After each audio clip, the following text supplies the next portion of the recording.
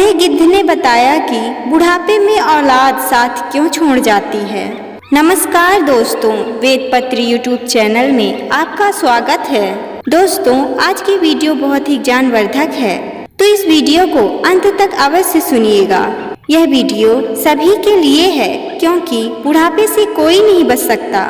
बुढ़ापा तो एक दिन सभी को आना ही है। कोई भी प्रकृति के इस नियम को नहीं बदल सकता।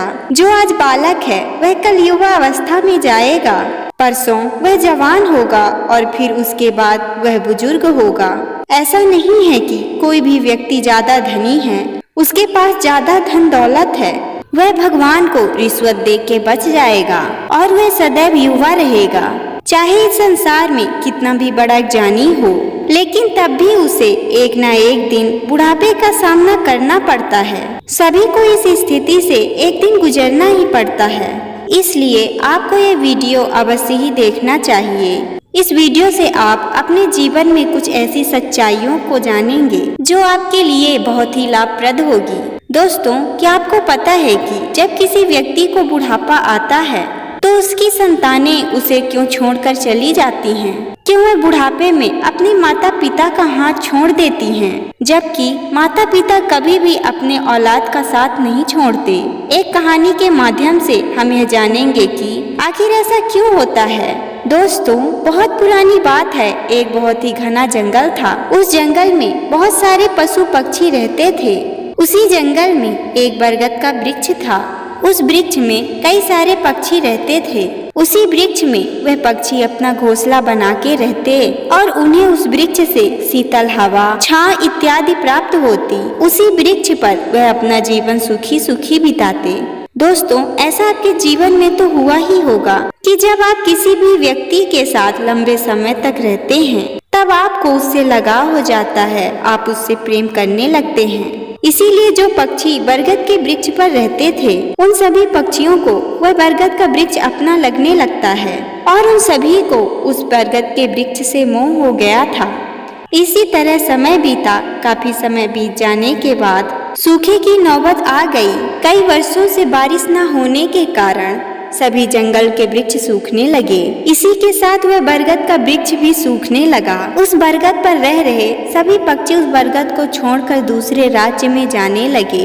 उस जंगल के सभी पशु पक्षी भी जंगल को छोड़कर दूसरे राज्य में जाने लगे। वह बरगद का वृक्ष भी सूखने लगा। उसके सारे पत्ते झड़ गए, डालियां सूख गईं। सभी पक्षी जो उस बरगद के वृक्ष पर रह रहे थे, वह सभी उसे छोड़कर जाने लगे। लेकिन केवल एक बूढ़ा गिद्ध उस बरगद के पेड़ पर अकेला बचा। वह पक्षी उस बूढ़े गिद्ध को वृक्ष को छोड़ के जाने के लिए कहते हैं, लेकिन उस बूढ़े गिद्ध ने वहां से जाने के लिए इनकार कर दिया और बोला, मेरा जन्म इसी बरगद के वृक्ष में हुआ है और यहीं पर रहकर मैंने अपना जीवन बिताया है। इसी वृक्ष की डालियों में खेल कूद कर मैंने उड़ना सीखा है, तो मैं कैसे इसे छोड़ के चला जाऊं? आज जब इसके ऊपर इतनी बड़ी विपत्ति आ गई है तो मैं इससे मुंह नहीं फेर सकता, जबकि इसी वृक्ष ने मुझे पाल पोस के बड़ा किया है, विपत्तियों में मेरा साथ दिया है, और आज जब मेरी बारी आई तो मैं इसे छोड़ के चला जाऊं, यह तो मेरा स्वार्थ होगा। वह लोग बहुत ही खुदगर्ज होते हैं जो बुढ़ापे में अपने माता पिता को छोड़कर चले जाते हैं। वह अपने घर परिवार को छोड़कर शहर चले जाते हैं। अपने घर परिवार से, अपने माता पिता से कोई भी मतलब रखना पसंद नहीं करते। धिक्कार है ऐसे औलादों पर। क्या कभी भी विपत्तियों में तुम्हारे माता पिता ने तुम्हारा साथ छोड़ा है?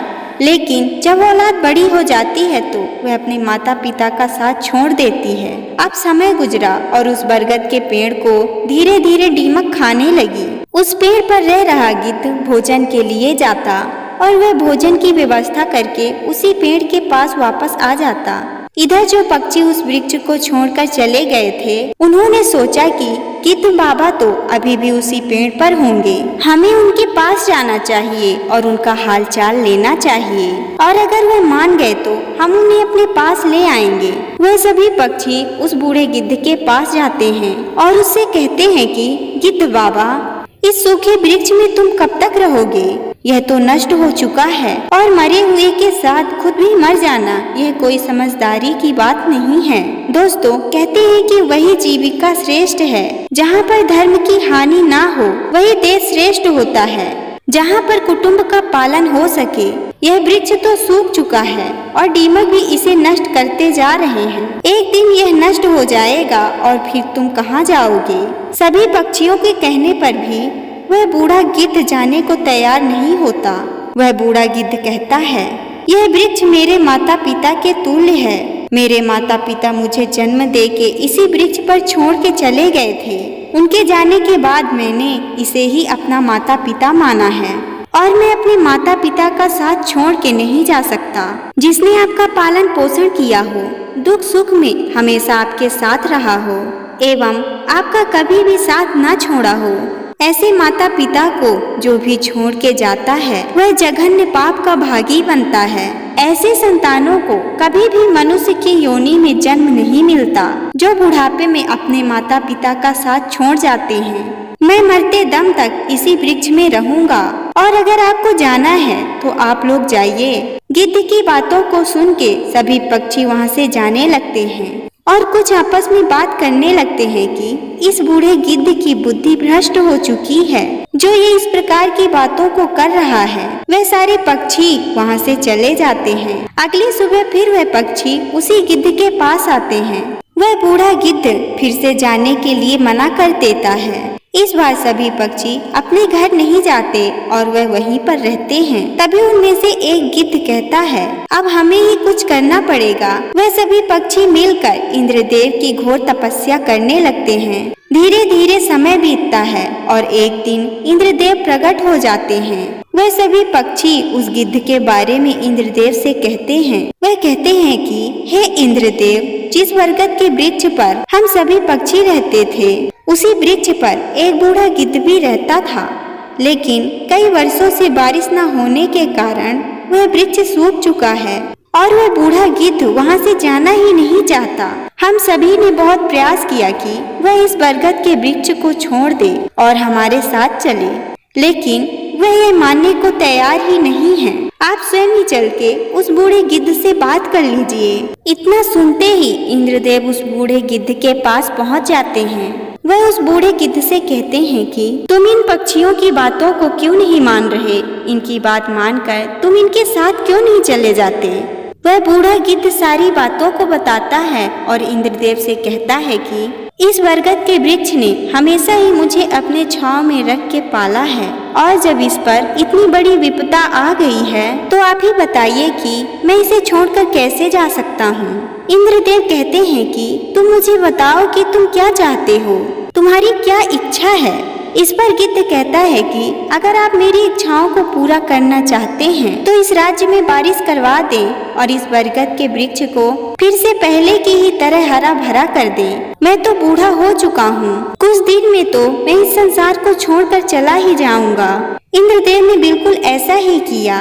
उस बूढ़े गिद्ध के बताए अनुसार इंद्रदेव ने बारिश करवा दी और उस वृक्ष को पहले की ही तरह फिर से हरा भरा कर दिया। इसके बाद जो पशु पक्षी उस जंगल को छोड़ के चले गए थे वह सभी उस जंगल में धीरे धीरे वापस आने लगे। जो पक्षी उस बरगद को छोड़कर चले गए थे वह सभी पक्षी भी उसी बरगद पर पुनः वापस आने लगे। हमें उस बूढ़े माँ बाप का साथ कभी नहीं छोड़ना चाहिए, खास करके जिसने आपको इस संसार में लाया है, अपनी माँ का एवं पालन पोषण करने वाले उस पिता का।